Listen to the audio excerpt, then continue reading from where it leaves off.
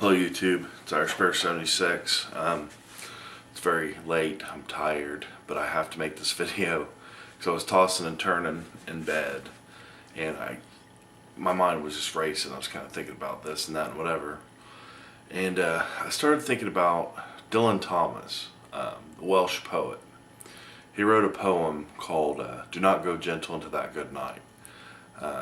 Everyone's had to read it in English literature or world literature. It's the one that says, do not go gentle to that good night. Old age should burn and rave at close of day. Though wise men at their end know that dark is right, because their words that fork no lightning, they do not go gentle into that good night. And one line that really stuck out to me when I first read that poem was it's talking about his father dying, and his father was just kind of slipping into death, and he wanted him to fight it. He wanted, to see his dad fighting for his life. And the line in the poem that really caught me was, "Curse, bless me now. Curse, bless me now. With your fierce tears I pray." And it's kind of oxymoronic to say, curse me with your tears, but also bless me. Like he wanted to see his father fighting for his life, to try to live. And it would, to see that, with ultimately knowing that his dad's going to pass, it would be a blessing and a curse. And two things, it mirrored two things with MS that me thinking about this poem. It just pops in my head out of nowhere, and I think of the curse that MS has been and the blessing that it's been. The curse that it has been is that from a young age, my mid to late 20s, I started to go downhill. And my first few years with MS were horrible, and those were good years. I was in much better shape, was a lot more active, had a lot more energy, and really in the prime of my life I felt like it was cutting me down. And it's definitely a curse, and to always have that in your mind, that it could get worse instantly, or it could not. But then you look at the blessing part of it is, I don't think I would appreciate a step, getting up and walking to the bathroom in the middle of the night. Usually, 10 years ago I'd be like, oh, I hate getting up, having to pee. Now I'm like, thank God I can get up and just go pee and not make a huge ordeal out of it. Because, there were times when it was a lot worse, where just getting up to go use the bathroom in the middle of the night was, would break a sweat. So, in that Dylan Thomas poem, "Do Not Go Gentle That Good Night," keeps going through my mind. I can't sleep. That line, and you, my father, there on this sad height, curse, bless me now, with your fierce tears I pray.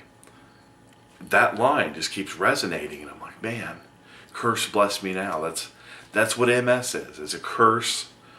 It's a horrible, it's a bitch, as I've said. It's a horrible thing that strikes you down in the prime of your life. But in the same token, without it, I don't think I would seek God's face as hard as I do now. I wouldn't try that much harder to do the little things, to cherish every little moment with my family, and it kills me to be away from them to work, So yeah, I definitely have an attitude of gratitude. I talk about that I wouldn't have had. I would have taken everything for granted. So I'm cursed and blessed. And the other thing with that poem, going on in my mind is checking the time. Where is our journey going? Where is it going? Are we going gentle into that good night? Are we going gentle into our demise, into our handicap and ultimate crippling, the possibility of that? Are we just resigning and saying, it's like when someone's drowning and they fight, eventually they kind of get worn out and just accept their fate. And and just stop fighting and just kind of let the water envelop them and encompass them and just drown into the watery abyss. They go gentle into that good night. Like the good night thing's a little sarcastic, facetious. Or are you fighting back with your fierce tears? I know what I'm doing. I know what I'm gonna do. I'm gonna kick MS's butt is what I'm gonna do. Because I'm not the type that goes gentle into that good night. I'm the type that you pretty much have to knock down 50, 60 times before I get the point. I'm like the Rodney King of MS patients. Some people, though, maybe it's better for them just to accept their fate.